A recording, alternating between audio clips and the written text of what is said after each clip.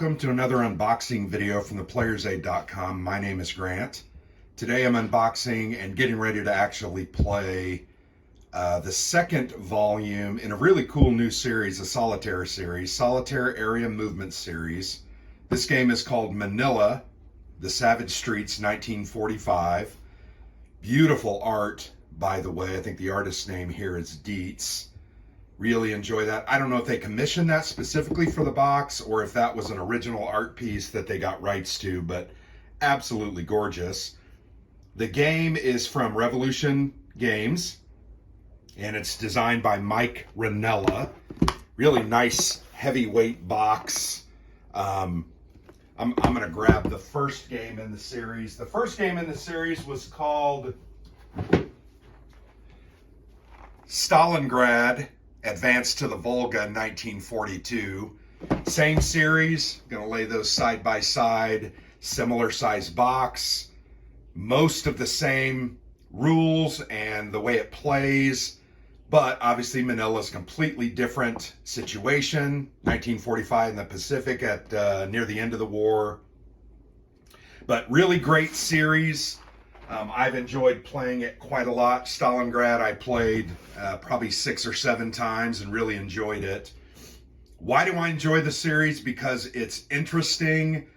There's a lot of variability to it. A lot of it really is dependent upon a couple of things. How good your supply rolls are, because the supply is how you end up ultimately rebuilding your units, moving your units, and then attacking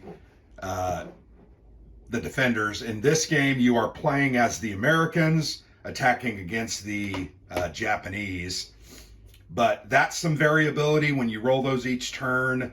And then also the variability is in the defenders.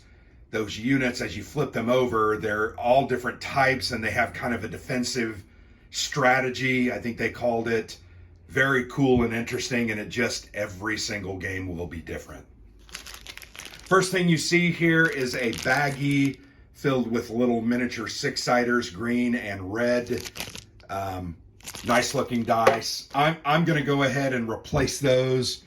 I have Japanese and American and Marine dice that I'm probably going to use in place of that. But here's a look at the rule book. Rule book is 16 pages. And there is... looks like the back sheet is a setup, opening setup. You can see there at the top. Page number 15 is a copy of the counter sheet. So I guess if you lose something, you could scan this in, then blow it up, and maybe reprint those counters. And then the page here, page 14, is a bunch of optional rules that you can add to the play. And then there's an index and glossary. So the reality of this game, and then the page 12 is basically a strategy, which I think is important to go ahead and read just so you understand what it is that you're doing. But really the game appears to be about 11 pages of rules, not overly complex. It has good full color examples in the rule book, plus a lot of really great photos. But I have enjoyed playing this game, this series, and I'm very much looking forward to that. As I said, it's an area impulse type game where you're going to activate units in a certain area and move them into an enemy area, fight a combat. If you win, you take that over. If you lose, you have to retreat. So here's a look at some of those counters in the rule book. Some of the different pieces that you have: control markers, air support markers, engineer support. Those kind of break up rubble and bunkers, and you need those. But yeah, that's the rule book. So once again, about 11 and a half pages of rules, and then a couple of ancillary elements. So not an overly complex game. Here is the play aid. It's very good. I remember that from Stalingrad Advance to the Volga. It has the sequence of play up here. It has your various reinforcements. So you're basically going to literally put those counters on this sheet, and in turn 2, you're going to bring this group, turn 6, this group, turn 6, you're going to withdraw these units that are on the board. They have spent themselves if they are still alive. There is a random result or random event chart that you're going to roll on every single turn. It's printed there on really big. Talks about the combat phase. The Bloody Streets is basically, it represents the partisan style fighting. And every time there's units that are turned up and they're left enemy units, they're going to fight back in this Bloody Streets.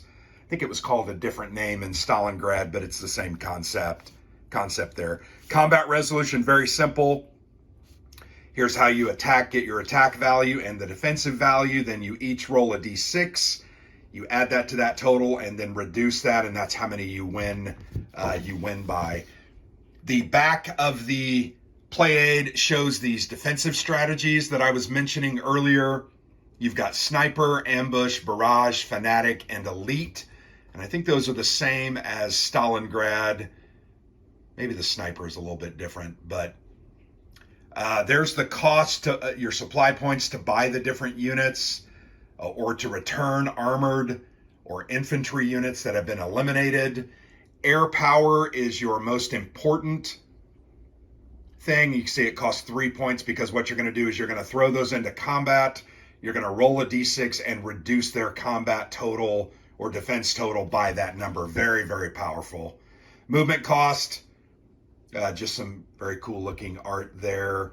And then just a look at the counter information. So really good play aid. That's really all you're going to need to play, particularly once you get started and understand how the game works. So here's a look at the counter sheet. It is one counter sheet. It is double-sided. So you flip that over. These are the different terrain types. So based on the setup, these are clear, there are fortifications, there are urban, and you're going to set those up in those areas. And these are the defensive strategies. So when you flip those over, once again, this is the urban. So this gray is the urban. You're going to see there are a good smattering of the different types, and you're going to randomly put these out. So you're never going to actually know what you're going to be going up against. You can see snipers have a smaller value, but then the elite and the fanatics have 10s and then a lot of 9s. And it's really cool because each of these have a different penalty to you and a different ability, and it just makes it really interesting. Here are the clear terrain. Yep, the green ones are the clear, and you can see their values aren't quite as high because they're kind of basically out in the open. You can see they have a good smattering of the different types, and then there you have the fortification values, the black. So very cool. The different defensive strategies I thought was a very interesting way to deal with that. This is not an intelligent AI necessarily, although I do believe in this volume the units can attack back at you. In Stalingrad, they were kind of hunkered down and just defending, but I think in this one, there is going to be an element for them to attack you back. You've got control markers here, all of your different unit markers by formations. So you can see all the same, these 5, 6 units are in the same formation. These are with the red dots, etc.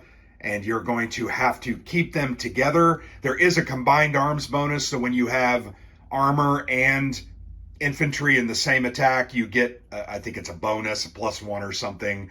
These are your administrative markers, your morale, attack value, which is nice. They added this to the board because previously you kind of had to add it up yourself and keep it in your mind, or I tracked them on, I think I had 20-siders that I used. But I like that they added that attack value onto the board, and they did do a defensive value for the Japanese, so you can track those a little bit. More administrative markers, your civilian or your supply, your turn. Here you have some different Japanese offensive markers. And then here are your support markers. You have artillery, very, very important. You have engineers, and you have air support. In this one, it looks like you only have 2 air supports, so I think in the Stalingrad one, you had 3 or 4. But you're going to have to buy those with your supply points, as well as repair and replace units to bring them back on. And then you're always going to want to carry a supply or 2 over just so you have have those ready to go. When these units all move and they get into a fight, they then flip over to their spent side, so you know that they can't act again. So very cool. But yeah, very simple little counters. I'm going to have to clip these, but I want to go ahead and get those clipped soon because I literally want to set this up this weekend and get going. All right, the board, the pièce de résistance. Okay, let's go ahead. Mounted map board. That's the same as was the case with Stalingrad. You're going to want to flatten that out with a heavy game. But you can see these are the different areas, and remember these terrain values clear, they coincide with these green boxes on the board. So those units you're going to put in there. The urban, the gray coincide with these. And you can see on the board, you've got buildings. And then fortification is the black. You've got black areas over here. Or urban I already showed you. But those coincide with those spaces on the board. Here is that new defense attack value track. I think that's a really, really good addition to the game. I think Stuka Joe had made one for the first one, and I ended up printing that out. But you take these attack values, you roll your die, and you total up, oh, I have an 18, and then you roll for the defensive value and add up all their modifiers, and they have a 12 after you roll. So yeah, the Americans win 18 to 12 or by 6, and typically that by 6 number is going to track with the values here, and that's considered, I believe it was called an overrun, and you can remove those units. Typically, defeating those units also give you defeating those units also sometimes give you a little bit of a special ability, or you avoid more well said, you avoid the negative ability of the Japanese defending units. Here are these control markers. You're going to track them on the general records track. So I've got 31 spaces there. You're also going to track your morale.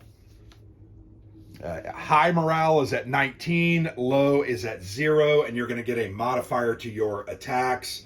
You're also going to track your supply on that general record track. So there I have 22 supply. Don't think you're ever going to get, or 24 supply. You're never really going to get that amount, because I think in essence you're rolling, I think it's 3 or 4 d6, and then you're adding that to that supply. So you might carry over 1 to 3. You're going to roll anywhere from 6 to 18, generally 3 to 18 actually, but I've found that you usually get 6 to 8, maybe 10. So that's how many points you have that turn to buy units, move, attack, do those different things. So there you have it. Really great looking board. I think it's simple. I think it stands out very well. The areas are clearly defined. You've got your different boxes over here, out of action, available support units. You've got some play aids here, use support units. The sequence of play is on the board. Always really enjoy that. You got your turn box in the upper right. It reminds you when you have reinforcements and when units are going to leave. So that's very valuable. But there you have it. Manila, the Savage Streets from Revolution Games. Really great looking game. Very fun, very unique. And I have enjoyed the heck out of it. I literally, I played 5 or 6 times Stalingrad and really enjoyed it. And I can't wait to get this one to the table. I also want to obviously do a video review and probably a playthrough as well. So look for those on the blog and the YouTube channel over the next several months. So there you have it. Manila, the Savage Streets, 1945 from Revolution Games. Really great solitaire war game designed by Mike Ranella. You can get this now. It's available, and it's a very good value. I think it's a $45 game, and for what you get here, it's a very, very good value. So thanks for watching. I've been Grant for the Player's Aid.